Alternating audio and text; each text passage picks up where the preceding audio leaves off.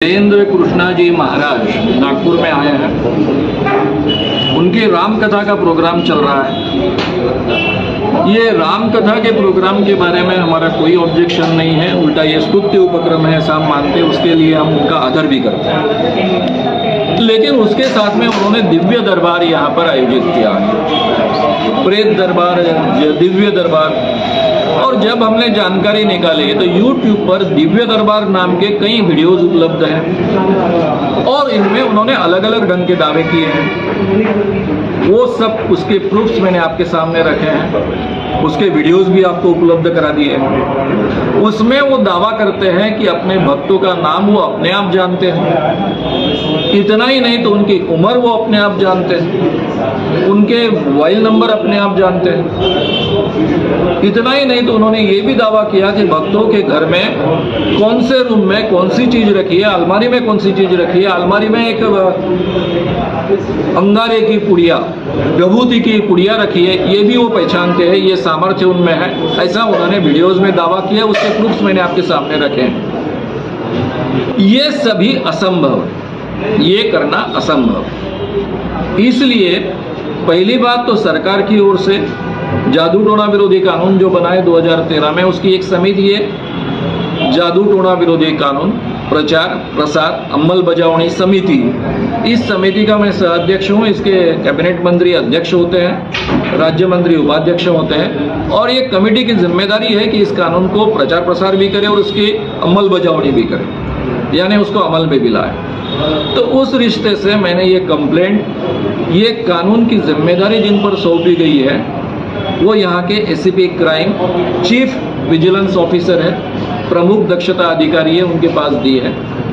उनके ऊपर ये जिम्मेदारी इस कानून ने दी है कि अगर इस कानून के तहत की कोई भी बात घटती है तो उसका संज्ञान वो ले, कंप्लेंट दायर करें, आगे चलकर पूरी की पूरी कार्रवाई करे और उस बात पर रोक लगाए। ये जिम्मेदारी उन पर कानूनन सौंपी गई है। तो इसलिए उन तक मैंने इस रिश्ते से कंप्लेंट की है और वो संज्ञान लेंगे और आगे चलकर वो इस ढंग की कार्रवाई करेंगे, क्योंकि वहाँ ये नहीं है, उनको चॉइस नहीं है, ये मैंडेटरी उनकी जिम्मेदारी है कानून के तहत। दूसरा बात है अखिल भारतीय अंधश्रद्धा निर्मूलन समिति की ओर से दिया हुआ आह्वान।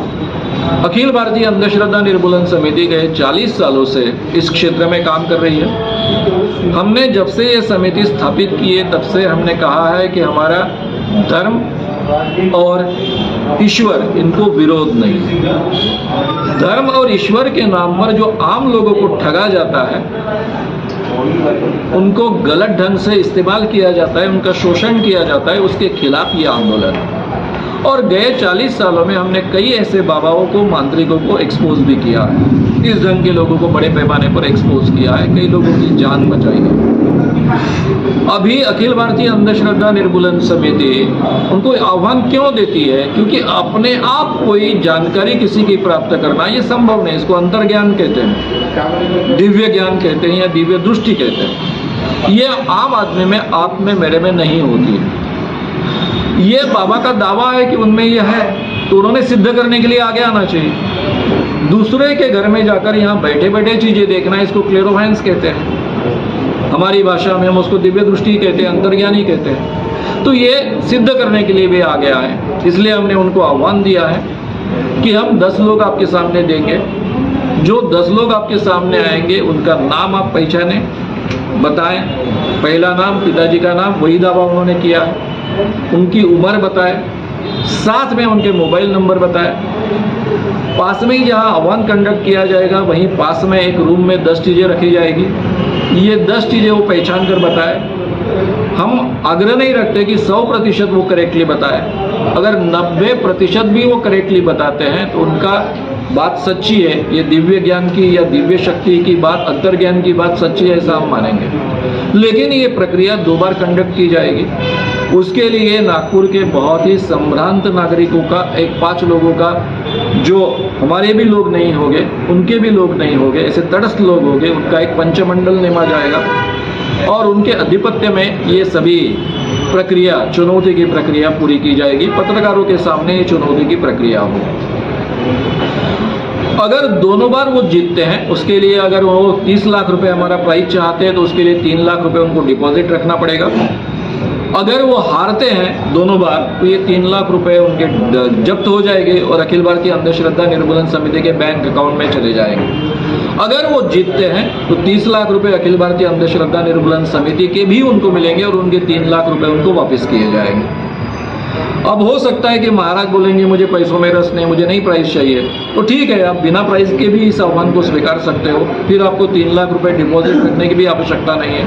ये प्रक्रिया 2 बार कंडक्ट की जाएगी। पहले बार उनका अगर पराभव हो गया और वो 90% करेक्टली नहीं बता पाए तो दूसरी बार उनको फिर से एक बार अवसर दिया जाएगा, दूसरी बार का 5 दिन के अंदर, और दोनों बार अगर वो हारते हैं तो उनको मानना पड़ेगा कि मुझ में दिव्य शक्ति नहीं है। अगर वो जीतते हैं तो सीधा सीधा हम मान्य करेंगे कि उनमें दिव्य शक्ति है, 90% वो 90% करेक्टली बता पाए हैं, तो ये दिव्य शक्ति उनमें है। इसलिए मैं उनके माथे पर, उनके चरणों पर मेरा माथा टेकूंगा, माफ़ी मांगूंगा, और गए 40 सालों से ये जो काम कर रहे हैं हजारों मांत्रिक बाबाओं को हमने एक्सपोज किया है, वो मेरा संगठन अखिल भारतीय अंधश्रद्धा निर्मूलन समिति हम बंद कर घर में बैठेंगे, क्योंकि इस दुनिया में किसी में भी अपने आप जानने की क्षमता नहीं होती है, सूक्ष्म देह से कहीं जाकर देखते रहने की क्षमता नहीं होती है। ये आज तक हम बार बार सिद्ध कर चुके हैं और दुनिया में आज तक ये बात सिद्ध नहीं हुई है। साथ ही इस कानून के तहत वो बहुत गंदी बातें लोगों को कहते हैं। कोई भी किसी भी व्यक्ति की कोई बीमारी हो तो कहते तुमको भूत ने पकड़ा है, किसी ने भूत लगाया है। ये जादू टोना विरोधी कानून के तहत गुनाह है। चमत्कार करना ये भी जादू टोना विरोधी कानून के तहत गुनाह है। वो डर बताते हैं कि तुमको अलग अलग बीमारियां हुई है, वो बाहर की किसी चीज से हुई है, ये कहना भी कानून के तहत गुनाह है। इसलिए जादू टोना विरोधी कानून के तहत जो अनुसूची है 2, 6, 8 उसके तहत ये गुनाह कर रहे हैं और उसके लिए शिक्षा का प्रावधान बहुत कड़ा है। सीधा सीधा अगर ये बात सिद्ध हो गई तो, और ऑलरेडी उन्होंने दावा किया है वही काफ़ी है, दावा करना इटसेल्फ कानूनन गुनाह है, तो इसलिए सीधा सीधा उनको 6 माह से 7 साल की सजा हो सकती है कारावास की, और साथ में 5,000 से 50,000 रुपये उनको दंड देना पड़ेगा। न्यायमूर्ति इस दंड की सजा उनको सुना सकते हैं, मिनिमम 6 महीने उनको जेल में जाना पड़ेगा। ये कानून जो है वो कॉग्निजिबल है, नॉन बेलेबल है, इसलिए पुलिस को ये अधिकार नहीं है कि हम इसको दायर करेंगे नहीं करेंगे। उन पर ये कंपलसरी है, मैंडेटरी है कि उन्होंने इसके खिलाफ कंप्लेंट दायर करनी चाहिए, FIR लिखना चाहिए, आगे का काम करना चाहिए। मैं अखिल भारतीय अंधश्रद्धा निर्मूलन समिति की ओर से श्री धीरेन्द्र कृष्ण जी महाराज को जाहिर चुनौती देता हूँ, 30 लाख रुपए के प्राइस की चुनौती देता हूँ कि वो आए सभी पत्रकारों के सामने, एक पंचमंडल जो होगा उनके सामने अपने ये सब दावे सिद्ध करे चमत्कार के और हमारे 30 लाख रुपए का प्राइज ले जाए, या फिर अगर ये चुनौती स्वीकारेंगे नहीं तो वो झूठे हैं, झूठे दावे करते हैं और बोंदू महाराज है, ये अपने आप सिद्ध हो जाएगा।